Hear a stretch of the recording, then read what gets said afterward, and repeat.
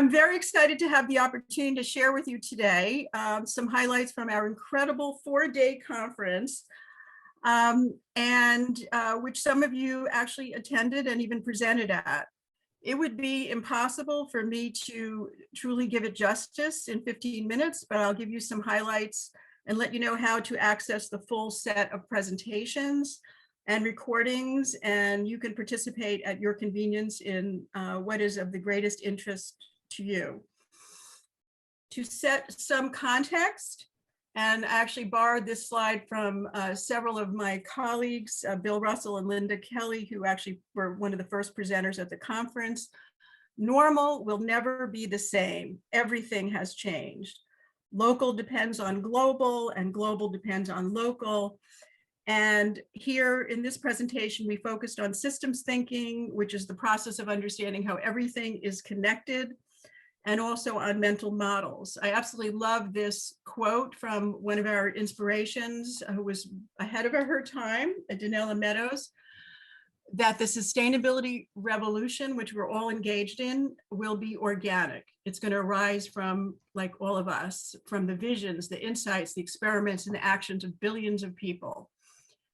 The burden of making it happen is not on the shoulders of any one person or group. No one will get the credit, but everyone can contribute. So I'm so honored to be here sharing with you all. So my agenda for today, for the 15 minutes, I'm going to give you a little brief history of Prime Northeast, tell you a little bit about our conference sponsors and call for proposals, talk about how we had to pivot after COVID-19 hit 2 weeks before the conference that was planned for a year. Give you a few conference highlights relative to what were the themes, the keynotes, how we focused on 3 things: curricula and teaching, research, service, and extracurricular. And I'm going to hopefully have time to share with you a few of the implications and keys to success, as well as the challenges. A little bit of history and background. The inaugural conference, which was back in 2009, focused on sustainable business practices. And what we tried to do is to set a baseline of corporate, coming from the industry's perspective, on what were their corporate priorities relative to sustainability. The second conference, we decided to focus on learning and adaptation. The third conference, we focused on innovation. And then, and there we had some pioneering leaders such as Jeffrey Hollander, Susan Jackson, to focus on systemic change and transformation. We skipped a number of years, and then in 2018, after the Sustainable Development Goals, we focused on pedagogy, practice, and policy. And here we started to have a multi-stakeholder approach to address the Sustainable Development Goals with a sense of urgency.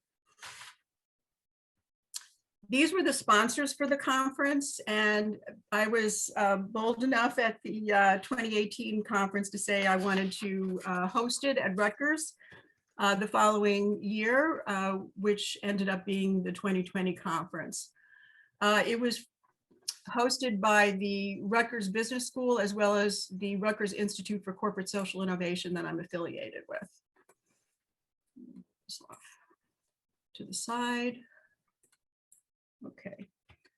So the first thing that we did was we set up a call for proposals, and we shared it very widely. We disseminated it through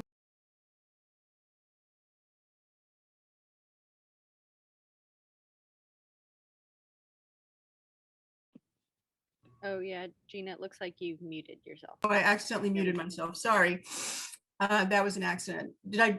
Hopefully you can all, you didn't miss too much. Yeah, it was just about the last 5 seconds. Okay, great. I was just trying to move that off the screen. So we disseminated the call for proposals very widely. One of the major ways we did that was through the Academy of Management. I'm a member of numerous of the divisions, and that really helped get a lot of interest. Prime was great in sharing it. The New Jersey Higher Education Partnership for Sustainability, as well as all of our personal networks. The full call for proposals is available on the website. And I'm happy to say we had a really good mix of proposals on all of these different topics: embedding sustainability in the curricula and campus activities, facilitating sustainable mindsets through experiential learning. We had some very deep dives into LCA and resource allocations. We had presentations on policy from the New Jersey State Clean Energy Group, and some broad-reaching proposals on sustainable economies and societies. So some of the, what happened after that was that we needed to pivot after COVID. So we did receive more than 40 proposals from all over the world. We set up a committee to establish the criteria and rate the proposals. And we ended up having 5 themes emerge, which you can see here. And while the conference was originally scheduled for face-to-face, we had to pivot when 2 weeks before the conference, we had to postpone it due to COVID. So we went to a 4-day, all virtual and no charge event. And we were thrilled to end up with over 1,000 registrants from 61 countries and 34 states.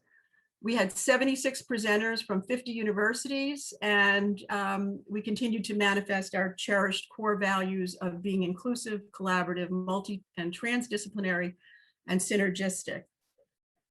We had altogether 6 fantastic keynotes, which you see here.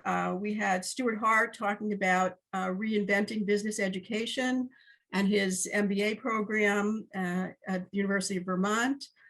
Andy Hoffman gave an amazing presentation. All of these are available on our website, which I'm going to attempt to navigate to now. Meta gave a wonderful presentation. Thank you, Meta, on the impact-based university in the decade of action.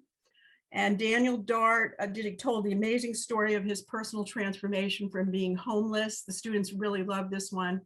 And we closed the conference with our presentation by our new president from Rutgers, Jonathan Holloway, on building a beloved community at Rutgers. So actually, I'm gonna go to the website in a minute. I wanted to show you where to find all of these. So if I can attempt to share my screen again. Can you see that, everybody? Yes. Oh, wonderful. So this is the website, and business.rutgers.edu/rixey/prime, and that you can put that in the chat. And what I wanted to point out here is you need to scroll down, and here you can see the detailed schedule, a 43-page full conference brochure with abstracts of every session, the actual conference presentations, and we also coordinated and collaborated with the Meatless Monday initiative. If you scroll down, you can see all of the recordings right here, and they're organized by the day and time. And below that, you can also see the Rixey YouTube channel. On our website, we also have a lot about Rutgers' commitment to the principles for responsible management education. We have links to our SIP report, and you can read all about that. I'm going to switch back to the presentation. Okay.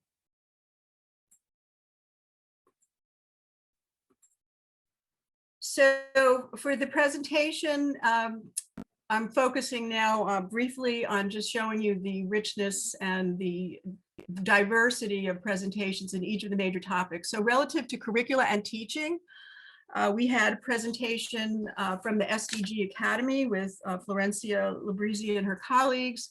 We had a wonderful presentation on NYU Stern's full required first-year intro course. I'm not going to go through all of these, but as you can see, they came from many different universities. Bucknell, we had Eben Goodstein talking about how to solve climate by 2030. Eben Goodstein from Bard. Multiple sessions from Brazil. We had one from Nigeria. And you're welcome to look at all of these on our website.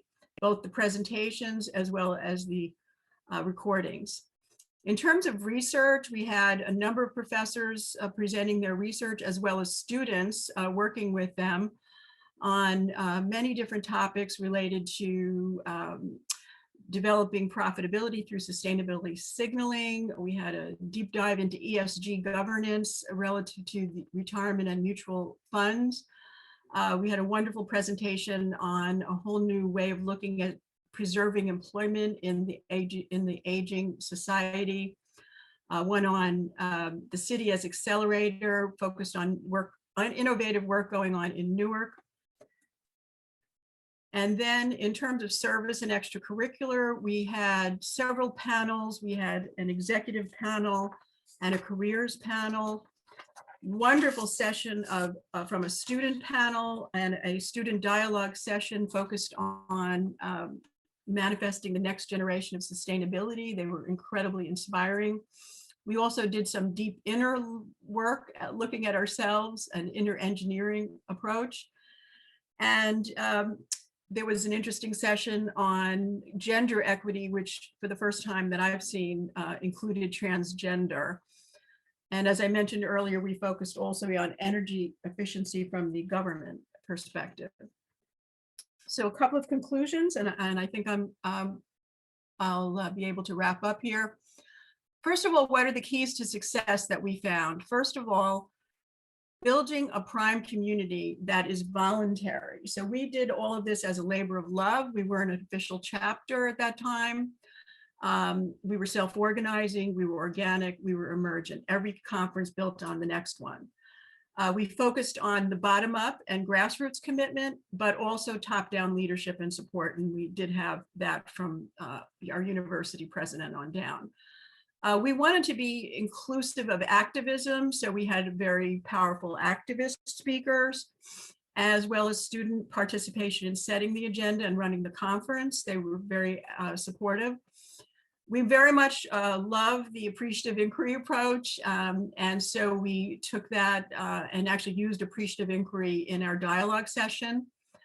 And finally, we very much relied on the regional and local champions to spearhead the conference design and execution, as well as reaching out to people from business, government at all levels, local, national, and regional, as well as NGOs. And finally, we still realize we have some challenges and opportunities. We want to increase the awareness of Prime and SDGs. It's amazing that so many people still haven't heard about it. By capturing people's hearts as well as their minds. We want to maximize our impact by connecting to student action on the ground. We want to accelerate and measure our impact and engage more students, both as participants as well as presenters. They have a lot to say, and as really the pivotal stakeholders in preparing for their future roles as the decision makers and leaders for the future. And I think I'm right on time. So thank you very much. And I hope that you found that interesting. Yes, that was perfect.